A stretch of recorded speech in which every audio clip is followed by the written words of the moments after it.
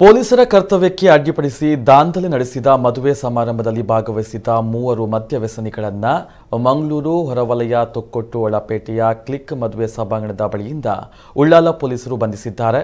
Kasaragod Amai colony ನಿವಾಸಿಗಳಾದ 24 ವರ್ಷದ ಶರಣ್, 24 ವರ್ಷದ ಪ್ರಮೋದ್, 27 ವರ್ಷದ ಅಜೇಶ್ ಎಂಬವರನ್ನ ಬಂಧನ ಮಾಡಲಾಗಿದೆ. ಕೋಟೆಕಾರು ಮಾಡೂರು ನಿವಾಸಿ ವಧು ಮತ್ತು ಕಾಸರಗೋಡಿನ ವರನಿಗೆ ತೊಕ್ಕೊಟ್ಟು ಒಳಪೇಟೆಯ ಕ್ಲಿಕ್ ಸಭಾಂಗಣದಲ್ಲಿ ಮದುವೆ ಸಮಾರಂಭವಿತ್ತು. ಈ ವೇಳೆ ವರನ ಕಡೆಯಿಂದ ಬಂದಂತಹ ಬಂಧಿತರ ಪೈಕಿ ಓರ್ವ ವಧುವಿನ ಕಡೆಯ ಯುವತಿಯ ಹಿಂದೆ ಬಿದ್ದು ಚುಡಾಯಿಸಿದ್ದಾನೆ.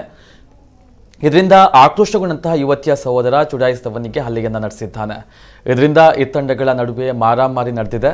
ಸ್ಥಳದಲ್ಲಿ ಉಳ್ಳಾಲ ಉರುಸಿನ ಬಂದೋಬಸ್ತಿಗೆ ಆಗಮಿಸಿದ ಬಜ್ಪೆ ಠಾಣಾ ಸುನಿಲ್ ಹಾಗೂ ಹೋಮ್ ಗಾರ್ಡ್ಗೆ ತಡೆಯಲು ಬಂದಾಗ ಅವರ ಮೇಲೆ ಹಲ್ಲೆಯನ್ನು ನಡೆಸಿದ್ದಾರೆ. ಇದರಿಂದ ಸ್ಥಳದಲ್ಲಿ ಬಿಗುವಿನ ವಾತಾವರಣ ನಿರ್ಮಾಣವಾಗಿ ಉಳ್ಳಾಲ ಪೊಲೀಸರಿಗೆ ಮಾಹಿತಿಯನ್ನು ನೀಡಲಾಗಿದೆ. ತಕ್ಷಣ ಸ್ಥಳಕ್ಕೆ ಆಗಮಿಸಿದ ಪೊಲೀಸರು 3ರನ್ನ ವಶಕ್ಕೆ ಪಡೆದುಕೊಂಡು ಬಂಧಿಸಿದ್ದಾರೆ. 3 ಮದ್ಯ ಸೇವಿಸಿ ಕೃತ್ಯವನ್ನು ಎಸಗಿದ್ದಾರೆ ಎಂದು ಪೊಲೀಸ್ ತನಿಖೆಯಿಂದ ತಿಳಿದು ಬಂದಿದೆ.